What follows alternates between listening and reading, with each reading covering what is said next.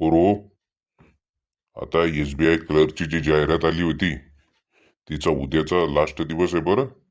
7 जानेवारी 2025 last दिवस आहे उद्या. जे बी तुमचे मित्र असतील त्या मित्राला सांगा, जे बी व्हॉट्सअप ग्रुप असन ते शेअर करा की उद्या तारीख लास्ट आहे भाऊ म्हणाव. SBI क्लर्कचे जर तुला फॉर्म भरायचा असन तर उद्याची लास्ट तारीख आहे. उद्या सर्वजणांना फॉर्म भरून टाका बरं, राहिले सुले जे असतील ते. का सर, SBI क्लर्कच्या महाराष्ट्राच्या किती जागा आहे हो? तशा टोटल जागा आहे 13,735 आणि महाराष्ट्राच्या टोटल जागा आहे 11,1163. SBI क्लर्कच्या टोटल जागा आहे 13,735 आणि महाराष्ट्राच्या टोटल जागा आहे 1163. कॅटेगरी वाईज सांगा ना हो सर. या टोटल जागा सांगता, कॅटेगरी वाईज सांगा जरा, मग आम्हाला कळन की कोणत्यात किती जागा आहे म्हणून. हे बा, आता लक्ष द्या, मी टोटल जागा सांगतो किती किती येतं. SCच्या आहे 115 जागा, STच्या आहे 104 जागा, OBCच्या आहे 313 जागा, त्याच्यानंतर EWSच्या जागा आहे 115 आणि ओपनच्या जागा आहे 516. म्हणजे टोटल जागा होतात 1163. अशी भरती आहे ना 5-6 वर्षातून आली नव्हती बरं. एवढ्या वॅकन्सी आहे नुसत्या 13,735 मधून 1163 पण त्या महाराष्ट्राच्याच जागा आहे गड्या. आमच्या OBCच्या किती जागा आहे हो सर? अरे एकदा सांगत ना रे, OBCच्या 313 जागा आहे म्हणून. आणि ओपनच्या किती जागा आहे हो सर? एकदा आणखीन सांगा बरं, ओपनच्या जागा किती आहेत? ओपनच्या जागा आहे 516 जागा आहे ओपनच्या. बर, आता उद्याची लास्ट तारीख आहे का मग? हा, उद्याची लास्ट तारीख आहे.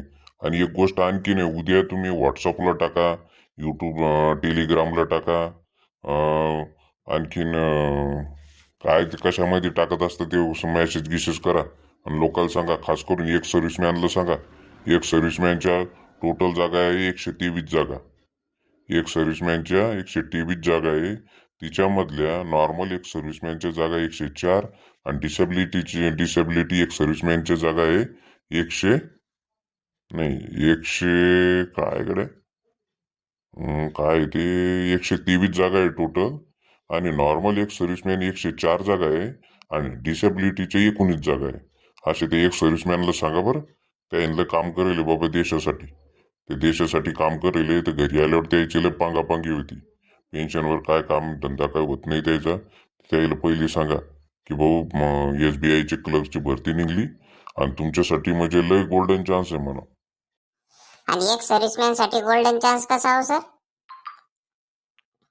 एक सर्व्हिसमॅनचं मेरिट लय कमी लागतंय आणि डिसेबिलिटी एक सर्व्हिसमॅनची प्री तर तशीच निघून जाती. आता प्री तुमची 2 महिन्यानं आणि त्याच्यानंतर त्याच्या 2 महिन्यानं मेन्स राहते. तर जे डिसेबिलिटी एक सर्व्हिसमॅन असतात त्याच्या प्रीसाठी नुसतं त्यानं फक्त फॉर्म भरायला पाहिजे. त्याला 0 मार्क पडले तरी ते क्वालिफाय होते आणि त्याला फक्त मेन्सच परीक्षेचा अभ्यास करणं लागते. मग तर मजा आहे बा एक सर्व्हिसमॅनची. प्रीचं काही टेन्शन नाही घेता यायला. नाही, प्रीचं जो नॉर्मल एक सर्व्हिसमॅन आहे त्याला प्रीची एक्झाम द्यावं लागते, मार्क पाडणं लागतात, पण कट ऑफ कमी लागते. आणि डिसेबिलिटी एक सर्व्हिसमॅनचं